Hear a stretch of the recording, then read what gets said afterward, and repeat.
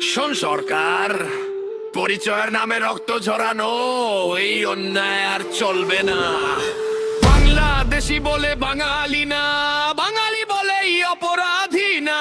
এই মাটিতে জন্ম, এই মাটিতে বাস, পরিচয় নিয়ে কেন এত ত্রাস?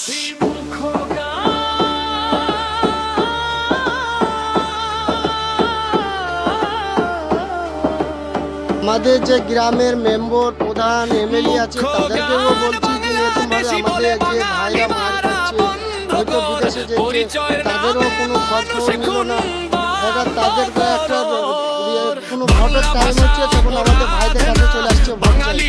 আর তারা কিভাবে বসে আছে চেয়ারে, বাড়িতে কিভাবে বসে আছে, আর আমার ভাই কোনো সময় জিজ্ঞাসাবাদ করেছে যে কেন মার খেয়েছে? কোনো সময় তো জিজ্ঞেস করেনি, তাহলে আজ এ মার খাচ্ছে, তাহলে ও মার খাবে। কোনো সময় যদি আমরা উড়িষ্যায় ছত্তিশগড়ে ওখানে কাজে ছিলাম, ঠিক আছে, রাজমিস্ত্রি কাজ করতাম ওখানে। তো চাটা প্রত্যেক দিন যেভাবে খাই আমরা, চায়ের দোকানে যে চা খাই ওরকমভাবে চা রোজ খেতে যাই। তো আমরা নুয়ে পড়েছিলাম, আমাদেরকে এসে একজন জিজ্ঞেস করলো বাড়ি কোথায়, কলকাতা মুর্শিদাবাদ বলেছে, মানে নুয়ে পড়ে আছি সেই জন্য আরও বলছে, মানে ওদের ভাষায় গাল দিচ্ছে, মাইকা গান্ডু মারছে, ওরকমভাবে অনেক রকমের মুখ খারাপ করছে। সে লাঠির ওপর লাঠি মেরিয়ে দিচ্ছে, অনেক বাড়ি মেরেছে, হাতে মেরেছে, পায়ে মেরেছে। আমরা কোম্পানির কাছে প্রশ্ন করলাম যে এরকম রিস্ক কে নেবে? কোম্পানি বলছে আমরা রিস্ক নিয়ে নেবো, যা হবে তোমরা দেখো। তো এরকম তো আমাদের সরকার আছে, মুখ্যমন্ত্রী পশ্চিমবাংলার, এ তো কোনো ব্যবস্থাই নিচ্ছে না। সেই ব্যবস্থা আমরা চাই, সেটার জন্য ব্যবস্থা গরিব মানুষ যেন খেটে খেতে পারে সব জায়গায়, যে সেই ব্যবস্থাটা আমরা চাই। আপনাদের কাছে কি দেখতে চাইলে?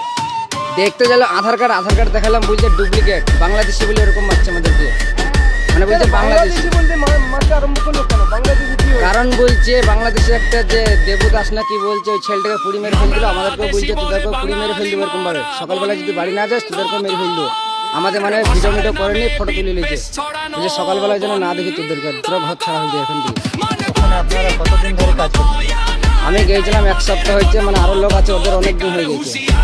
এর আগে কি কোনো এরকম ঘটনা ঘটেছে?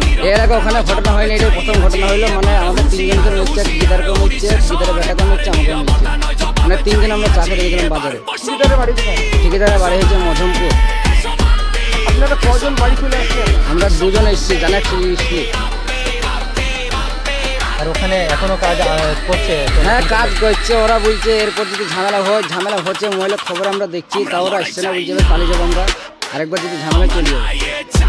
ওখানকার বাঙালি, আমাদের এখানকার যে বাঙালি ওখানে কাজ করছে, কতটা আতঙ্কের মধ্যে আছে? মানে সেই জানের রিস্ক নিয়ে হাতে যেরকম থাকে মানুষ, ওরকম। আমাদের রাজ্যের মুখ্যমন্ত্রীকে কি বার্তা দেবেন? মুখ্যমন্ত্রীর কাছে একটাই প্রশ্ন, যেন গরিব মানুষের যেন সাহায্য করতে পারে। মানে আমরা কলকাতায় কাজ করতে পারি, রান্না রাজ্যের কাজ করতে পারি, সেরকম ব্যবস্থাটা করা দরকার।